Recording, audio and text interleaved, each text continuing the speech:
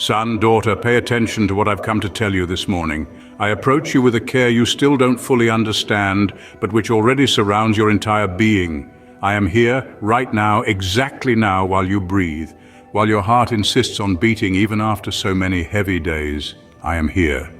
I see your tired face in the mirror, your eyes carrying hidden doubts behind social smiles, and that part of your heart no one sees, but I know it like the palm of my hand. You don't need to say anything to me right now, because even before you speak a word, I already know what's inside, among your memories and your unanswered questions. And that's why today, with all the tenderness of a father who loves without limits, I want to ask you a question that transcends time, that whispered to many before you and now echoes directly in your soul. Do you love me? Not with the words that rush out when everything is going well, but with the depth of a heart that chooses to stay, even without understanding. Do you love me? Even when the miracles haven't come yet, when healing feels far away, when the wait for answers seems eternal. Do you love me when you can't see, can't feel, and still choose to trust? Son, daughter, many say they love me, and I receive every expression of affection, every praise song, every sincere prayer that rises to heaven like a pleasing aroma. But I also see when that love is conditional, when it depends on what I give or don't give, when it turns into complaint because the waiting feels too long for human patience. I see your prayers, I receive your petitions, your nighttime sighs, those whispered words in the dark thinking no one hears. I hear, I've always heard. But behind every one of your pleas, there's a question I whisper in response. Do you truly love me? Because more than the blessings I can pour over your life, I desire your whole heart.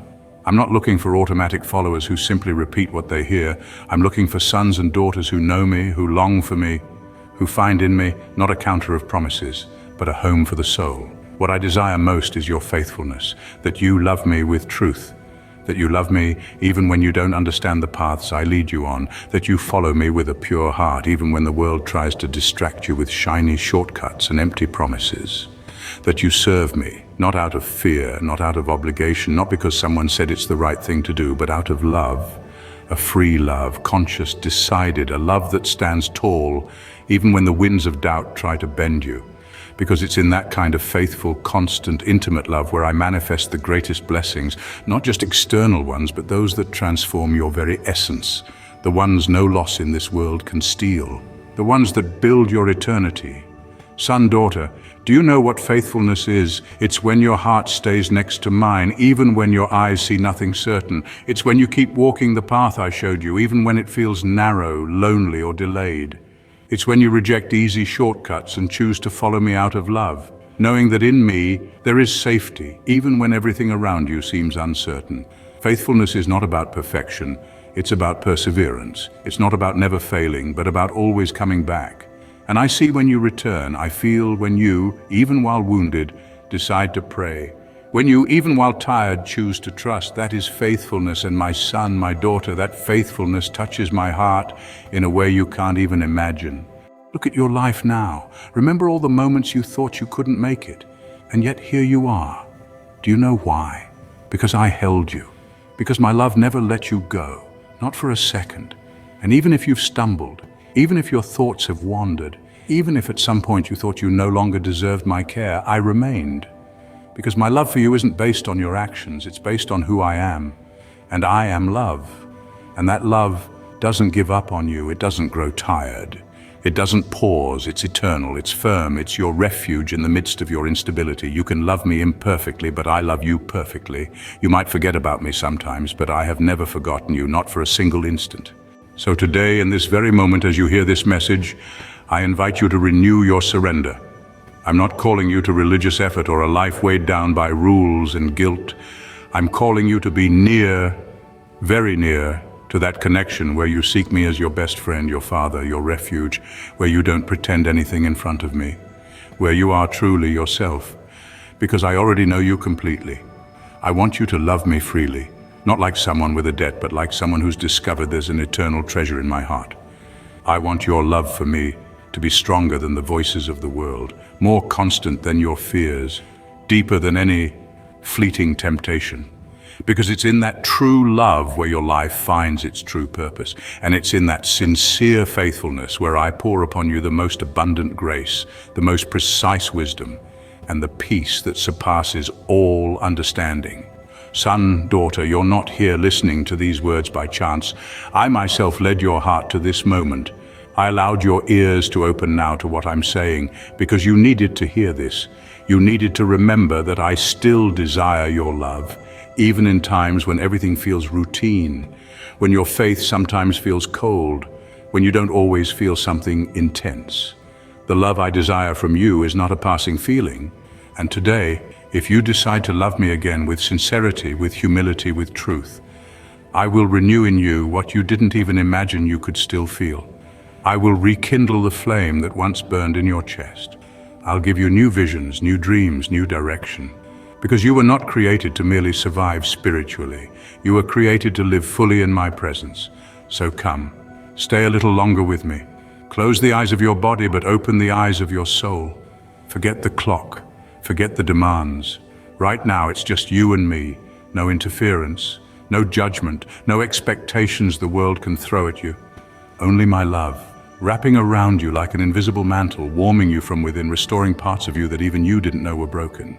In this sacred intimacy, in this conversation no one else hears, I ask you once more, with all the love that's in me, do you love me?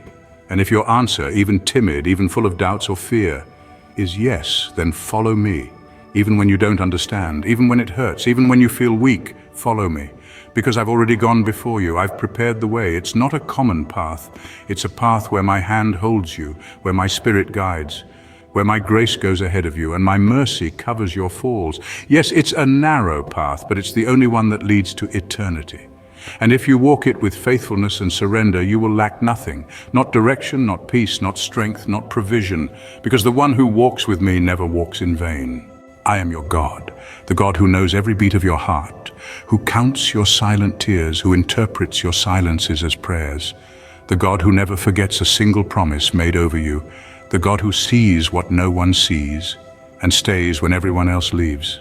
I am your Father, and even if you've walked far, even if your soul has been distracted by the noise of life, even if your faithfulness has wavered, I am still here, steadfast, waiting for your return, celebrating every small step you take toward my presence.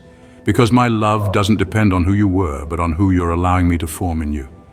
And you are eternally mine, no matter what the world says, no matter what your mind doubts, no matter what your past tries to throw at you, you are mine. And as long as you choose to walk with me, as long as your faithfulness doesn't go silent in the storm, as long as your love for me keeps beating, even in the darkest nights, I will be here, renewing your faith, rekindling your hope, pouring into you the fullness of life that can only be found in me. Now take a deep breath and simply rest, because your answer was heard, your love was noticed, and in this very moment, I take your hand and walk with you wherever you go. And while you remain here with me, let me speak to something you've been quietly carrying, the fear of making a wrong move. I've seen how you hesitate, how you weigh every decision, wondering if one wrong step will take you out of my will. But I want to ease that weight today. My will is not a tightrope you must walk without trembling, it's a relationship. If your heart remains near to mine, even your missteps become part of the path I use to guide you.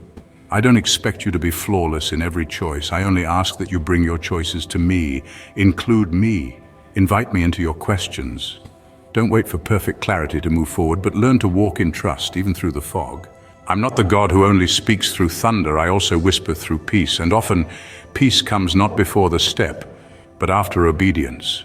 You've been praying for direction, and yes, I've heard every word, but sometimes your answer isn't in a supernatural sign. It's in the wisdom I've already placed within you. It's in the counsel you ignored because it felt too ordinary. It's in the burden I keep placing on your heart that won't go away, no matter how much you try to dismiss it. There are assignments I've written with your name on them, assignments no one else can fulfill. But they will not always look grand. Some of them will look like consistent kindness, like choosing to forgive again, like taking care of what seems small. Don't despise the daily opportunities to be faithful. They are the very soil where destiny grows. I want to talk to you about influence, not the kind the world celebrates, but the kind that shifts atmospheres when you walk into a room. You don't need a stage to carry light. You don't need a crowd to carry purpose. You just need to be filled with me. and the overflow will reach further than you can imagine. There are people watching you who haven't told you they are. They are watching how you react to difficulty, how you endure, how you speak, how you love. And though you may feel invisible, I want you to know that you are not. Your life is speaking, even in silence. Let's talk about the silence now, the kind that unnerves you. I know it well, the silence that makes you question if I'm still here, if I still care. But let me tell you, silence is not absence. I am not more present when you feel me, nor less present when you don't. I am constant. Even in the silence, I am at work, deeply and visibly, preparing things you cannot yet see. There are seasons I let the silence stretch, not to punish, but to strengthen. Because your roots grow deeper when you learn to cling to me without confirmation. That's the kind of faith that doesn't just shake the gates of hell. It anchors your soul through the storms. You've asked me to use you, and I will, but first I must shape the vessel. You cannot carry what I long to entrust to you with hands still holding old wounds, old identities, old fears. So I lovingly keep pressing, refining, carving away what doesn't belong, not because I'm displeased with you, but because I see the glory I've placed within you. Your preparation isn't a delay, it's protection, it's grace. You think you're waiting for the opportunity, but sometimes I'm waiting for your capacity to match what I want to release. I will not send you unarmed into battles I haven't trained you for. And yes, some of that training has felt like fire, but the fire isn't punishment. It's purification. Let's speak honestly about your wounds now. I know the ones you hide beneath your resilience, the disappointments you never voiced, the betrayal that caught you off guard, the shame that still echoes in your quietest thoughts. Let me reach into those places, not to expose, but to heal. I do not rush healing. I am not frustrated by your slow forgiveness or your long grieving. But I do invite you to bring those places to me instead of hiding them, because what you bring into the light, I restore. And what you hand over, I redeem. You've learned to function while bleeding, to lead while limping, but I have not called you to survive your whole life. I've called you to wholeness. I've called you to thrive, not always externally, but deep in your soul. To live with a joy that isn't shaken by outcomes, a peace that doesn't rely on the world behaving. This is not about performing for me. I already know your full story. I'm not shocked by your failures. I'm not impressed by your striving. What moves my heart is your honesty. When you come to me without a mask, without rehearsed prayers, just raw and real, that's where our deepest fellowship begins. Let me remind you of something sacred. You don't have to earn rest. Rest is not a reward. It's a rhythm I designed for your soul. And when you resist it, you exhaust more than your body. You dull your spiritual sensitivity. Rest is how you hear me more clearly. It's where I whisper things too gentle for a noisy mind. So don't confuse busyness with fruitfulness.